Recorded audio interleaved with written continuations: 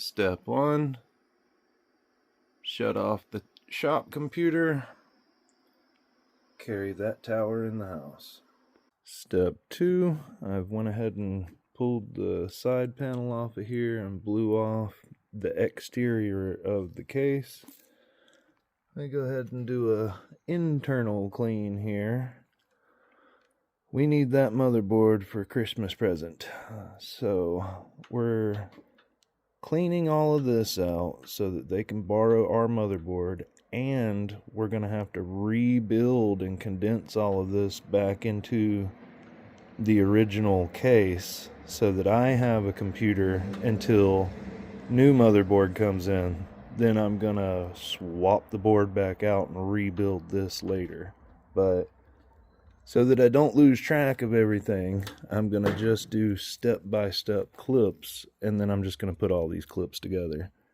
I went ahead and put gloves on just because I'm one of those people that have moist hands. Like, I generate heat and stuff, so I don't want to have to deal with that constantly wiping my hands. I went ahead and grabbed 3 magnetic parts trays. Each system will have its own screws, so as I'm tearing down each one, they'll have their screws stuck to them somewhere. I'm gonna go ahead and clean this up. Step 3, and part of the reason why I'm gonna do these steps as I go and just see what they end up being when I get done, I need to pull the motherboard out of this new computer for Christmas present. It needs to go back into this case. I'm going to leave the processor in it. I'm just going to swap the M.2 drive and the RAM because they're going to be borrowing my motherboard, but ultimately my motherboard's coming back. So I might as well just leave the processor in it. Then I don't have to pull the processor and swap them out of the sockets twice. Like, there's no need. They're both the same processor. So I'll pull the motherboard and processor out of that, stick it in here, add their RAM, their hard drive, and then kit this thing out. Then this motherboard and spare parts that came in that will go back into this case, but the graphics card won't fit. That's too big. So that 1070 is going to go into my server in here, and I've got a little baby 1060 in here that's still perfectly adequate for what I'm doing out in the shop. So we'll do 1060 and rebuild the shop computer in that case, and this will have my motherboard, my processor, their parts. Whenever new thing comes in, new motherboard, they'll bring it back. I'll swap this, and their processor will already be in this case. I'll take my motherboard and processor, boop, put their processor in their new board and rebuild that back up. So yeah, step 3, pull motherboard out of here, put it in there. Step 4, desolder the 2 wires that I had on the back of the power switch. And don't forget to turn off the soldering iron. I went ahead and gutted everything that I'll need out of the shop computer. I put all of its screws back inside of itself, and then I'll leave this magneted in there. Put this side panel back on.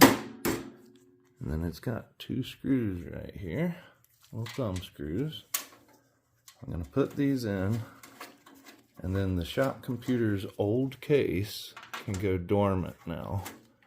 I need to swap that GPU around. I need to pull the bracketry for that CPU cooler off of this motherboard. This motherboard's going in Christmas computer. I'm about to go ahead and build this one out real quick with my parts and this power supply so that it's out of the way. I think this is part 6. I've got all the parts out of that case. I got my power supply and everything in here. I'm going to thermal paste this, get this wrapped up so that I can start building that. Part 7, I've remote desktoped into the first server. I'm going to go ahead and actually shut it down.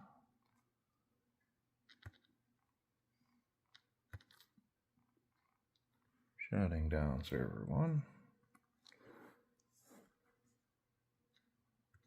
Alright. So now we're going to swap that GPU. We got a 1070 here. We're going to swap it out with the 1060 in the Jellyfin and Minecraft server, just because I want to wrap all this stuff up as I go. Step 8, I'm using step and part interchangeably here. I've got the server number 1, Minecraft and Jellyfin server, opened up here, pulled out its GPU. We're taking the 1060 and we're sticking it in the shop computer because the shop computer's case just shrunk.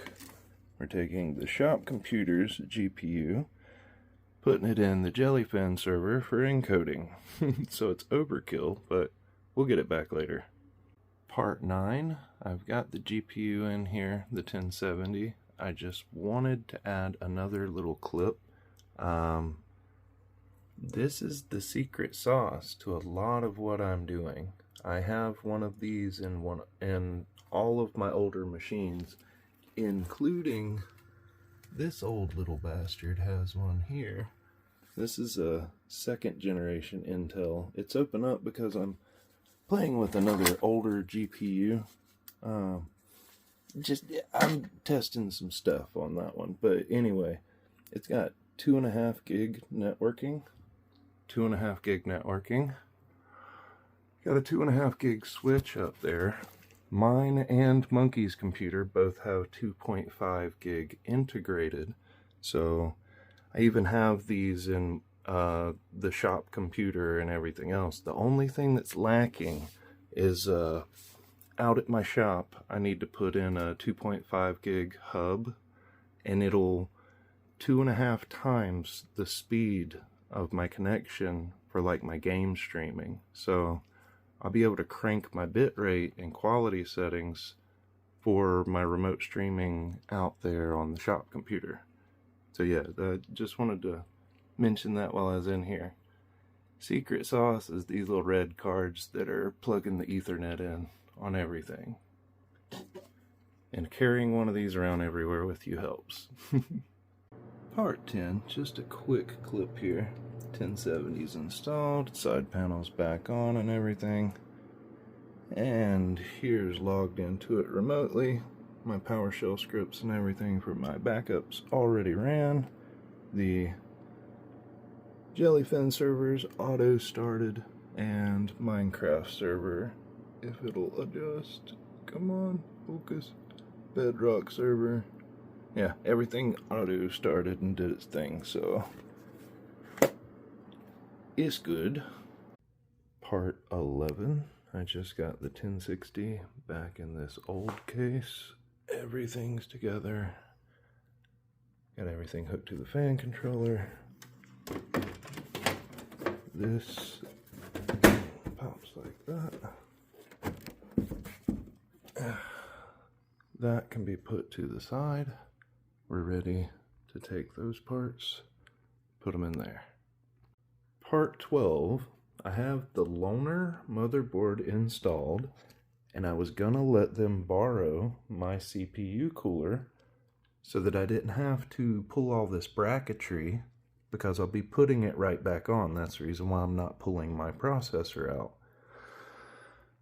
But their new cooler comes with RGB lighting and everything, and we want the thing to look cool and lit up and everything. Christmas gamer PC. So I'm gonna go the extra steps. I'm gonna pull the bracketry off and redress out this motherboard with that cooler, even though I'm gonna have to pull it off and put it back on the other motherboard when it comes in. But it is what it is. We want it looking cool for Christmas.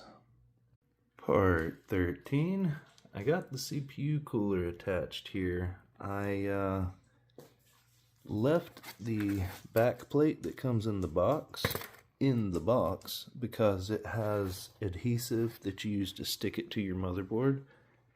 I didn't want to peel my back plate off only to not have it adhere as well the next time. So I left my back plate and then screwed their bracketry into my little back plate thingy. This is on. There's a little piece of glove right there. I gotta get that out of there. My thumb, as I was twisting the screwdriver here, just barely nicked the top of this thing, and I mean so close to chopping the end of my finger. But instead, it popped my glove. I'm gonna get a new right hand on real quick, and since I attached the fans, we're pretty much ready to stick in the GPU that's in that box right there and finalize this. Part 14 here. We got the fans on the CPU cooler. I went ahead and flipped these two. They were in the wrong orientation. I did all my wiring, got my front panel and everything hooked up. I believe crazy dog running. I believe I'm ready to pop in the GPU and give it a test boot. That's what I'm about to do here. So she's together. Hey, Rowdy Dash. Computer parts, so be careful. Yeah. About to put in the GPU and hook it up to that monitor and give it a test boot. Part 15 here. I want to get one good last look at this 5060 Ti before I put it in the case. We were looking for a 3070 for around 250 bucks. Well, we ended up getting this for like 270, I think it was 275, something like that. But it's 2 generations newer, so you have generational improvements like core per core or core versus core, whatever. They're almost neck and neck. And then in newer titles that lever newer technologies, this is faster. So this is what we got. 5060 Ti. It's a pretty badass card for around 275, under 300. Part 16.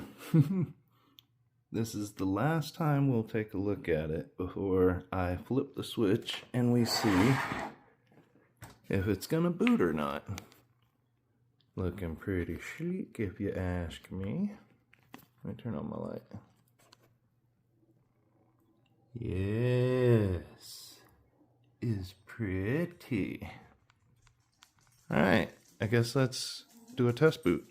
Part 17. We've got the case and everything together. I got a mouse and a keyboard right here. I'm about to flip the switch and see what it looks like. Switch is on. Power button on the front. What? Oh, those are super green. They all match up, even the CPU. Nice. I wanted that to happen. Let's see if we get a post. And we got a post. Let's do F1 to run setup. Okay, while we are sitting here on this screen, first boot, I've got a button down here, and the color does look off. Like, that looks almost like a teal on the camera right now to me, but in person, that is like a lime green. So if I tap this button, blue, yellow, blue again, pink, orange. That's like white. I don't know why it's blue on the camera, but that's pretty much white. Ooh, patterns. So yeah, it's got different modes and stuff. Just basic ARGB, addressable RGB. So I'll leave it like that for now so it can just cycle through everything. There is a header that will hook to the motherboard, so you can also mess with these in software and do different patterns and whatnot. That's gonna be sweet. So I'm gonna go ahead and get this into Windows and get drivers and everything set up, but we are pretty much done. Gonna be a happy Christmas gamer. Part 18. We got the computer up and running. I just set the lights where they'll just kind of go through all the stuff on this demo mode, kind of. There's a button on the front of the case here. If you tap it, you can change the lights. I just don't want to have to go through the whole cycle to get back to this mode again. GPU's in, cable management and all's done. It looks a little cloudy and a little blurry because I haven't peeled off the final peel here. So whenever they get this out of the box, they can just grab these and whoop, everything's cleaned up. I've pulled all the peels on the inside. Inside the glass had a peel and all that. This is good to go. Set it on the desk. Turn it on. Got Windows 11 installed. I'm going to finish doing drivers and stuff. I already set them a custom fan curve that's at a hardware level. So when I get done, they don't have to touch anything. All they have to do is plug it in, start playing stuff. Good to go. Part 19, and this will be the final part for this video. I bought a little computer like this that came with an 8700, some RAM and whatnot, and the motherboard died. So I bought a replacement motherboard, and I used that for my shop computer for a good while, and then I rebuilt it into a new case with a new motherboard. So this motherboard's dead as a doornail. I replaced it, and it just happens to be in my pile. There's all my spare parts from these two computers, this case and this case. They're identical. So we had a dead motherboard already. The new one comes in, and as soon as I gave them my motherboard and I put my parts in this board, or I put this in my stuff and booted it up, all of a sudden it crashed out, wouldn't stay on. So I stayed up till like 4 o'clock last night testing every individual component in every way possible. The takeaway here is that I have 3 identical dead motherboards. All the rest of the parts are fine. So this is staying here, and there's another processor in this one as well. These 2 motherboards are just existing to hold those processors for now. Went through all of that, and then I was like, you know, I just want to be able to get on my computer in the house with game streaming until I get the rest of my parts in. So I've got a Ryzen 9 3900X up here. I call it 2 chains. That system is neck and neck with the computer that I normally run out here for gaming. A Ryzen 9 3900X and a i7 8700 are pretty much like the same performance in gaming, unless the game leverages a lot of extra cores and whatnot. So I could use this for my gaming, but I'm gonna go back to my i7 8700 as soon as motherboard gets here. This is built just to be a server computer. It's got 12 cores, 24 threads. I'm talking with my tooth out again. It's really good for what I use it for. I've got a Pal World server built in here. I was using it for CPU mining. It's a workhorse. I'm not going to dedicate it to gaming, even though I could. I want it to be able to do other stuff. So we've got that plugged with our 1070 directly into this, and this will just be my remote desktop connection. If I want to hop in here and play like Where Winds Meet from my computer in the house, this is going to be my gaming setup until new motherboard gets here. I went ahead and ran a extra long USB Type-C. So all I have to do, let me put you on a kickstand real quick. Let me unzip my case here. There we go. So,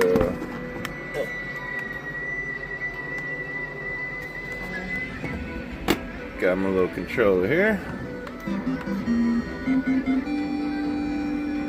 Go widescreen. Put this up.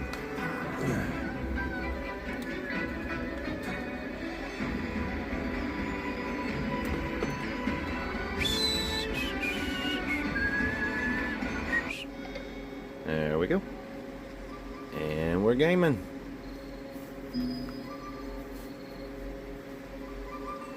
Yee.